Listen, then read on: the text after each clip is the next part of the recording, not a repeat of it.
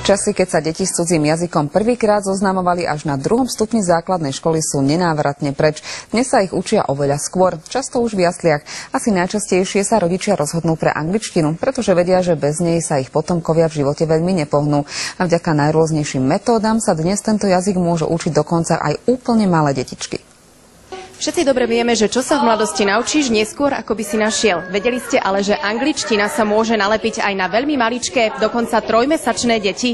Aj také malé deti totiž môžu so svojimi rodičmi navštevovať kurz, ktorý zábavnou formou učí základy jedného z najpoužívanejších jazykov sveta. Učíme podobným spôsobom, ako sa dieťa učí svoj materinský jazyk. Dieťa prvýkrát len počúva jazyk okolo seba, že vníma všetko, tón reči, rytmus, intonáciu. Neskôr začne rozprávať. Takúto hodinu majú deti raz týždenne. Cudzie slovíčka si osvojujú v rámci hry zážitkovou formou, ale tým sa učenie nekončí. Počúvajú napríklad naše CDčka, ktoré majú počúvať pasívne v domácom prostredí každý deň, aspoň 2-krát denne. To nám zaistí, že sa spoznajú s tým jazykom. Najčastejšie sem rodičia vodia 9 až 12-mesačné detičky, u ktorých rýchlo vidieť pokrok. Začali sme chodiť, keď mala Laura 9 mesiacov, teraz bude mať rok a pol, teda mala minulý týždeň. A v podstate vidíme to už na tom, že niektoré slovíčka si vyberá skôr ako slovenské. Najviac ma potešil, keď to sme chodili prvé 2 týždne a sme večer zaspali a tak ma objal a hovorí mi po anglicky, že I love you.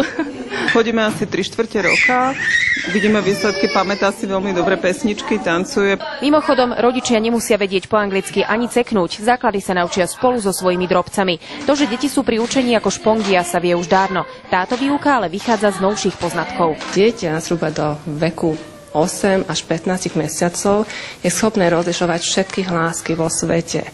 Neskôr, keď vlastne má napočúvanú len slovenčinu, tá sluchová diferenciácia sa mu už zúži a tým pádom rozoznáva len slovenské hlásky. Čiže napočúvať jazyk od raného útleho veku má veľký význam preto, lebo dieťa tým pádom rozpoznáva aj anglické hlásky. Myslím si, že ten objav je vlastne prevratný v tom, že sa vraciame späť k tomu prirodzenému a k tomu aj, čo vlastne uvádzajú Švédi, že napríklad v imigračných táboroch vlastne deti rozprávali úplne prirodzene 3 jazykmi a nebol v tom žiaden zázrak. Hana Galová, televízia JOJ.